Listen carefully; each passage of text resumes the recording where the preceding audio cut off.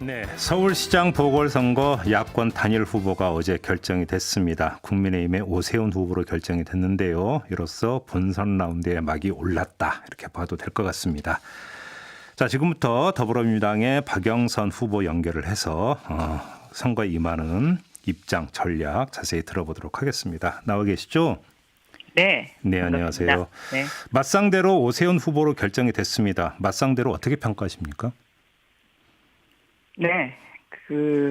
낡은 실패한 시장이다라는 그러한 이름을 붙일 수가 있겠죠. 낡고 실패한 시장이다. 네. 네. 네. 왜냐하면 아이들에게 아이들을 차별화하는 사람이니까요. 그리고 실질적으로 그 당시 10년 전에 이런 어떤 무상급식과 관련한 그 아이들이 지금 20대가 됐는데 네. 그 20대를 만나봤을 때 우리가 만약에 그 당시에 그렇게 차별적인 무상급식을 받았다면 아마 지금 사회적으로 많은 아픔이 있었을 거다라는 그런 이야기를 들었습니다. 예. 두 번째는 태극기 부대의 전광훈 목사와 함께 8.15 사태를 선동을 하지 않았습니까? 예. 그래서 소상공인들한테 그 당시 많은 아픔을 줬는데요. 결국은 이런 코로나가 다시 재유행됨으로써 네. 소상공인들이 또 문을 닫아야 되는 이런 상황에 왔는데 여기에 대해서 저는 반드시 어떤 답이 있어야 된다. 네, 알겠습니다. 이렇게 생각하고 있습니다. 후보님께서는 네. 오세훈 후보를 향해서 또 MB 닮은 꼴이라고 하는 말씀도 하셨던데 왜 이렇게 말씀하신 겁니까? 마치 MB가 BBK 사건의 진실을 피해가면서 얼렁뚱땅 넘어갔던 그 모습하고 상당히 지금 내곡동 사태가 유사하지 않습니까? 예. 예를 들면 MB가 그 당시에 중요했던 BBK와 관련해서 중요했던 마프 펀드라고 있었는데요. 기자들이 이 마프 펀드 질문을 하니까 마포 해장국이요? 이렇게 하고 넘어갔거든요. 네. 또 도곡동 땅 문제도 유사합니다. 그런데 지금 이 내곡동 이 땅 문제는 당시에 현직 시장으로서 이해충돌 문제가 걸리고요. 두 번째는 시장으로서 그린벨트 푸는 것을 몰랐다? 국장 전결이다? 네. 이것은 제가 장관을 해본 사람으로서 이건 명백한 거짓말입니다. 왜냐하면 그린벨트를 푸는 굉장히 이 중요한 문제는 청와대까지 보고되는 상황이거든요. 예.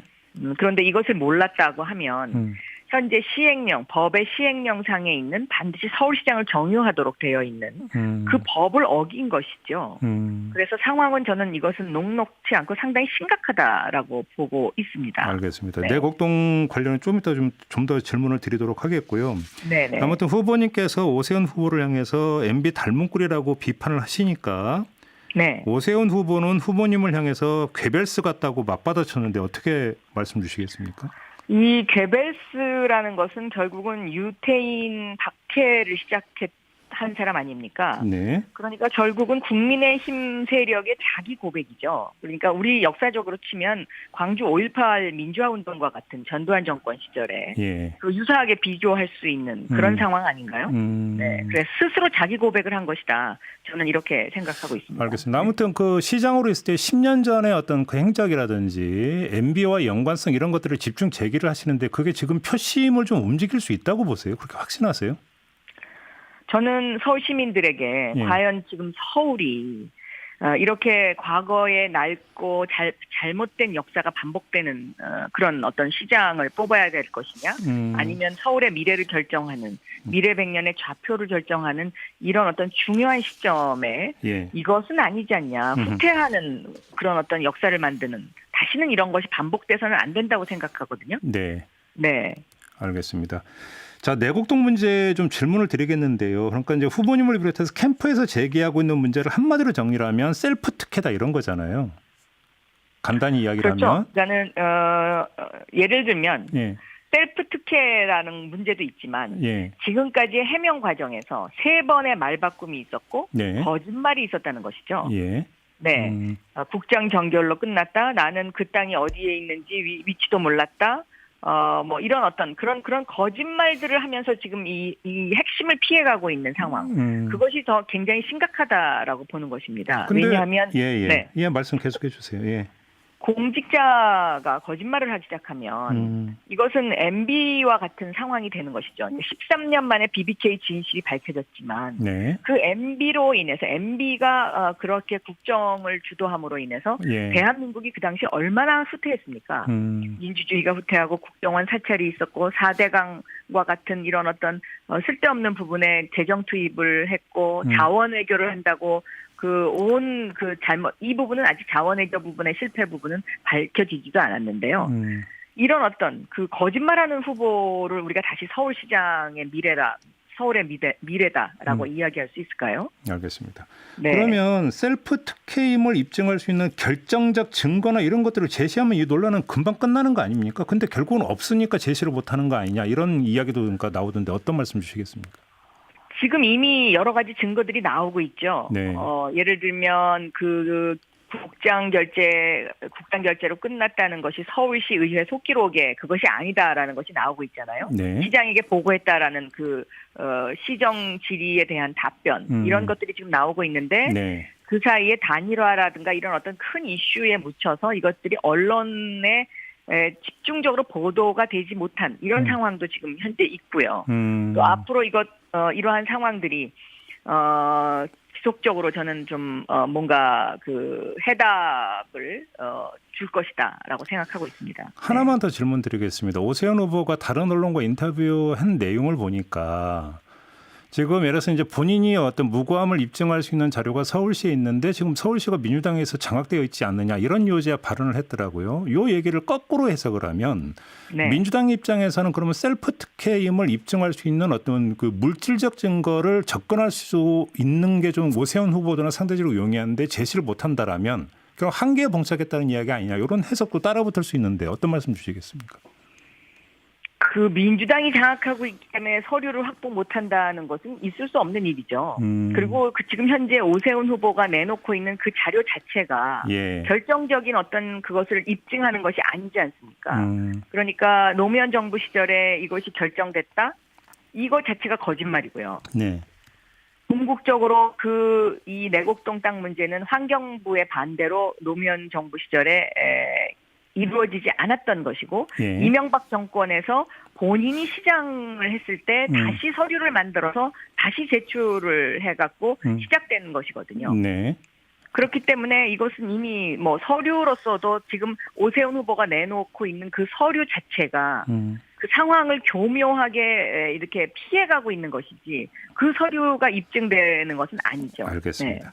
네. 아무튼 LH 사태가 문재인 네. 정권이나 우리 후보님에게 그렇게 긍정적인 요인으로 작동은 안 되고 있는 것 같습니다. 오히려 불리한 요인인 것 같은데. 네. 자, 그러면 내곡동이라고 하는 카드가 LH 사태의 어떤 악재를 일정하게 만회할 수 있는 카드가 된다고 그렇게 확신하십니까? 그리고 표심이 그렇게 움직일 거라고 기대를 하십니까? 만회와 표심의 문제가 아니고요. 예. 저는 내곡동 이 문제는 LH 사태의 원조격입니다. 그리고 공직자로서 과연 정직하냐 아니냐의 문제이고요. 네. 또 당시의 현직 서울시장으로서 이해 충돌과 연관이 있느냐 아니냐의 문제다. 저는 이렇게 보고 있습니다.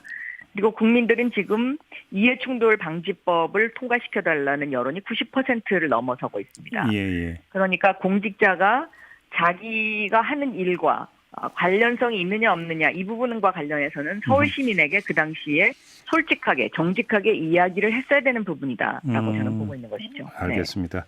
네. 오세훈 캠프 측에서는 후보님 남편 되시는 분의 도쿄 아파트 문제를 계속 집중 제기를 하고 있는데 어떤 말씀 주시겠습니까?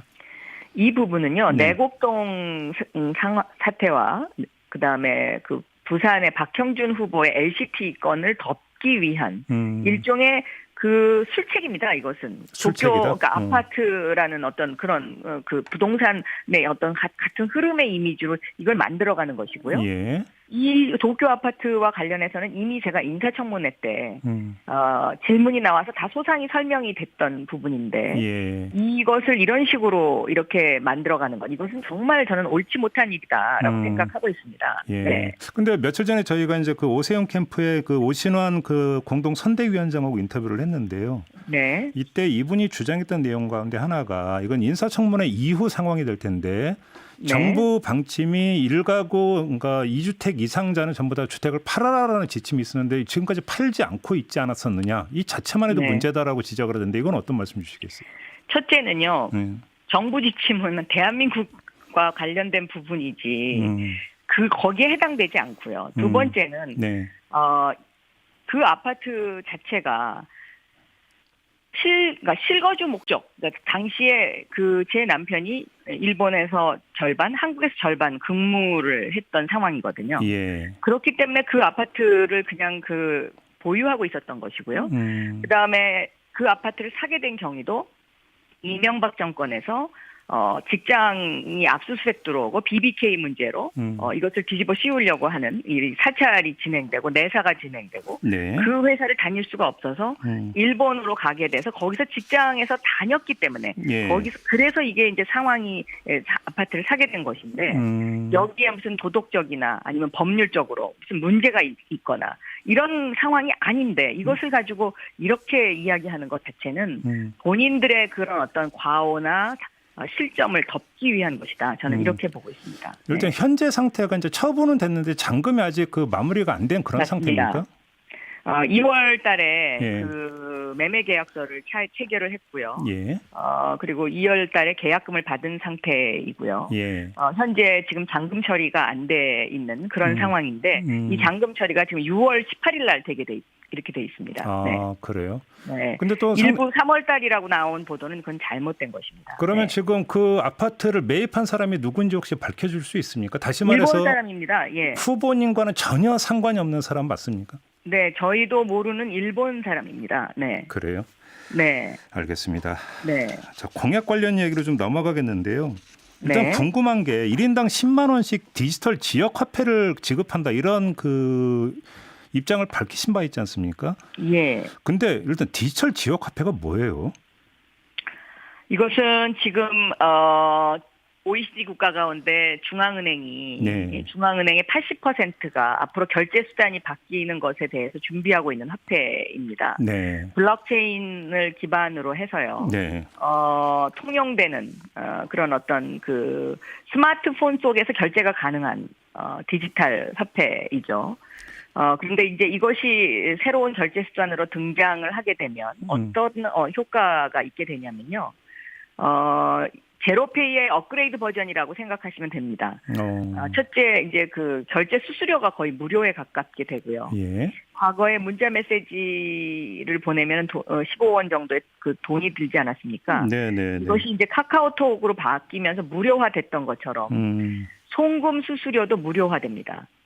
그리고 또 어떤 것이 장점이 있냐면 돈의 유통 과정이 빅데이터에 다 쌓여서 네. 이 흐름을 정확하게 볼 수가 있습니다. 예. 네. 근데 후보님 노인분들이 그러니까 이거 제대로 사용할 수 있겠어요? 근데 노인분만 아니라 저도 좀 생소하거든요, 사실은.